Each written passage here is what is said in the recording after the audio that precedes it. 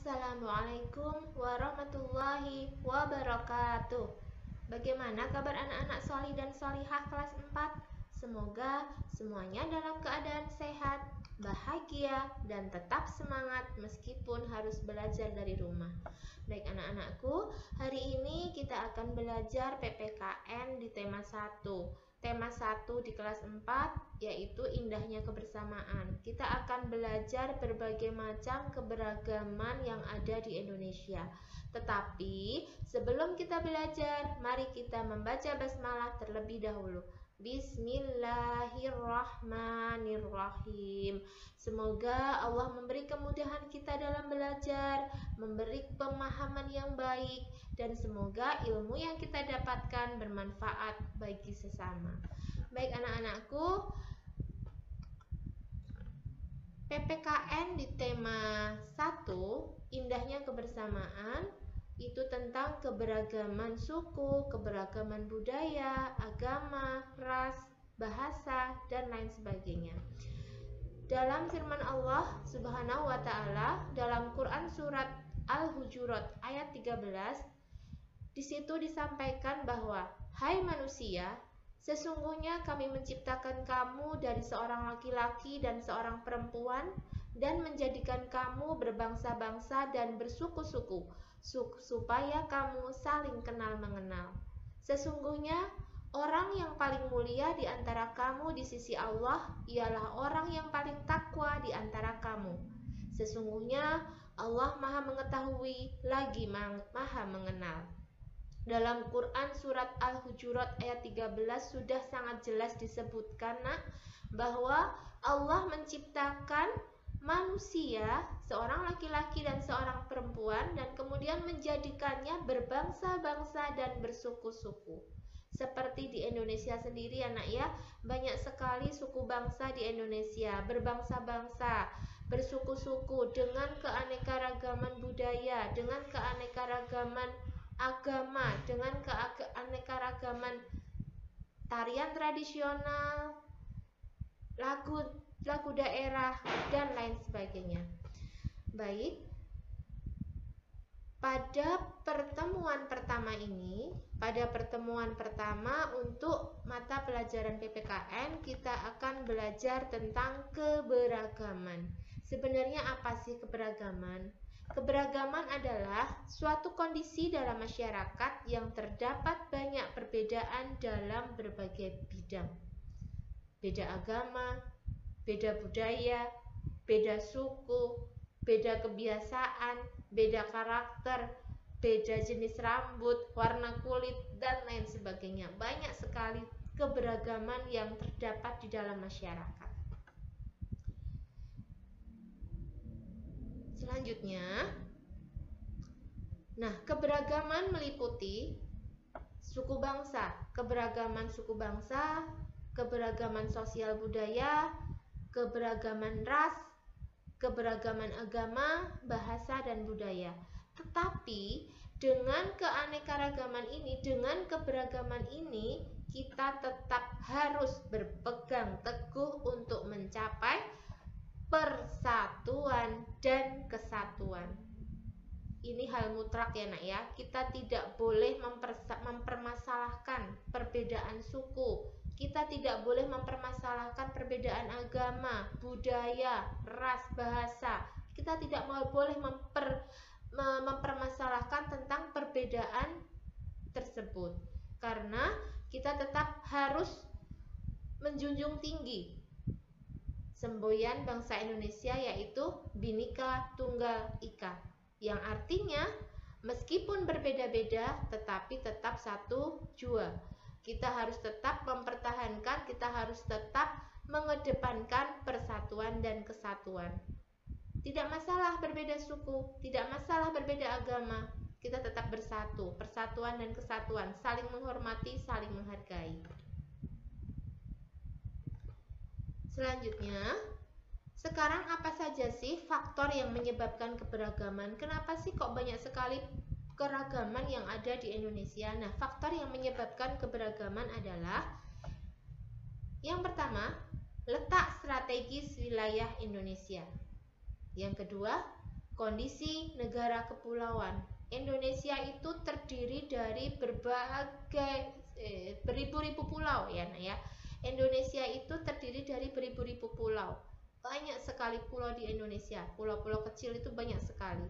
Nah, karena dan setiap pulau di Indonesia itu memiliki kebiasaan sendiri-sendiri, memiliki budayanya masing-masing. Yang ketiga, perbedaan kondisi alam. Tentunya berbeda. Masyarakat yang tinggal di daerah dataran tinggi tentunya berbeda dengan yang di dataran rendah, dan itu akan menimbulkan perbedaan. Kemudian, keadaan transportasi komunikasi. Yang keempat, yang kelima, penerimaan masyarakat terhadap perubahan. Masyarakat di daerah pedesaan tentunya akan lebih sulit menerima perubahan ya, Nak ya, daripada masyarakat di daerah perkotaan. Karena masyarakat di daerah pedesaan sendiri masih terlalu mengedepankan tentang adat istiadat. Ketika menerima perubahan baru, tidak bisa langsung serta-merta menerima begitu saja. Lain dengan masyarakat yang tinggal di perkotaan, akan lebih mudah menerima perubahan-perubahan. Selanjutnya, nah, unsur keberagaman masyarakat di Indonesia, yaitu ada keberagaman suku bangsa, keberagaman sosial, dan keberagaman budaya. Selanjutnya,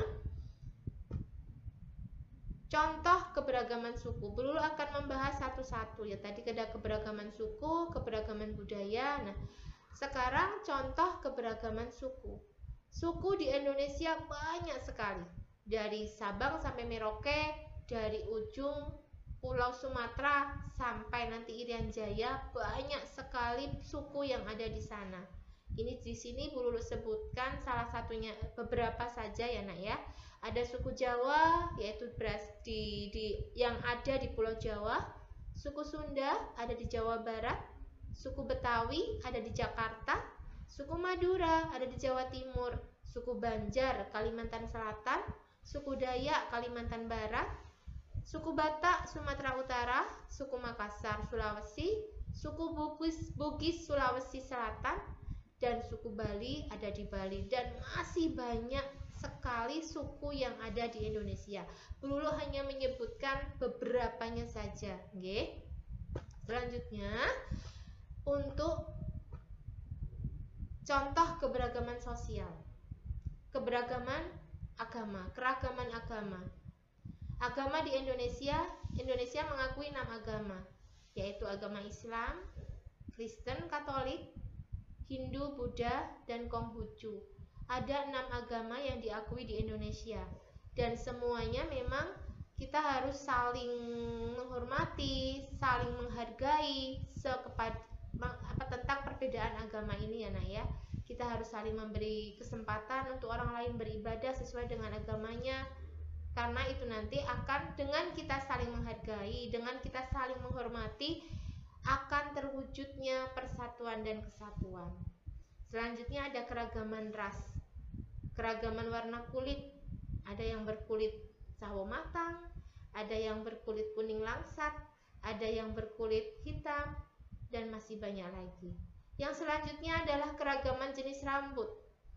Ada yang berambut keriting, lurus, ikal, dan itu semua memang beragam ya, Nak ya.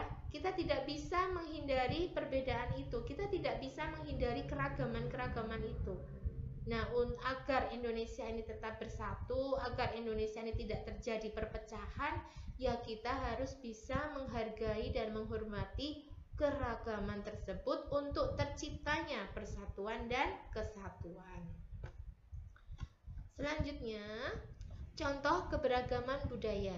Ada keberagaman rumah adat, keberagaman senjata tradisional, lagu daerah, bahasa daerah, tarian daerah, pakaian adat, rumah adat. Dan di setiap provinsi yang ada di Indonesia, dari Sabang sampai Merauke, di setiap pulaunya, di setiap provinsinya itu memiliki keunikan sendiri-sendiri, memiliki budayanya masing-masing. Rumah adat yang ada di daerah Sumatera tentunya berbeda dengan rumah adat yang ada di Papua misalnya.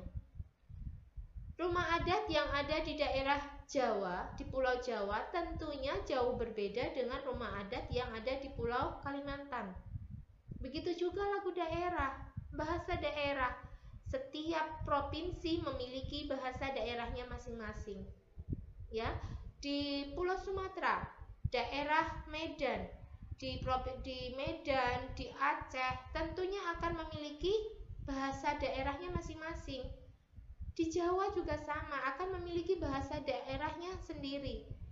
Tetapi kita dipersatukan dengan bahasa Indonesia. Dengan adanya persatuan itu tadi ya, Nak ya.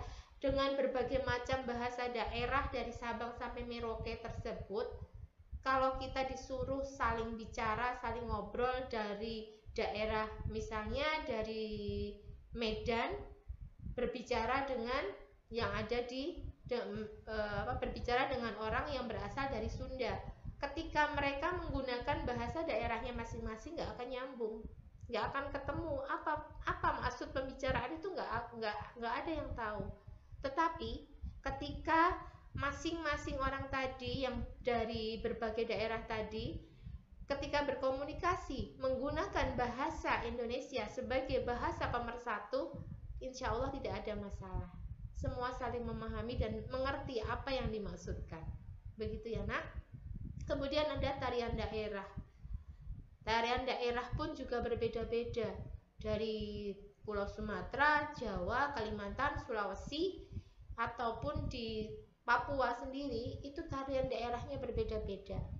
Dan ada maksud dari tarian tersebut, ada maksud dari balik tarian-tarian tersebut, ada cerita di situ, ada hikmah, mungkin ada nasihat yang ingin disampaikan kepada orang lain yang menyaksikan tarian ya, Nak ya. Jadi memang ada hikmah, mungkin ada hikmah yang ingin disampaikan dari tarian daerah tersebut. Kemudian pakaian adat juga tentunya berbeda di setiap daerah, di setiap provinsi. Rumah adat juga pastinya berbeda dari setiap provinsi juga berbeda.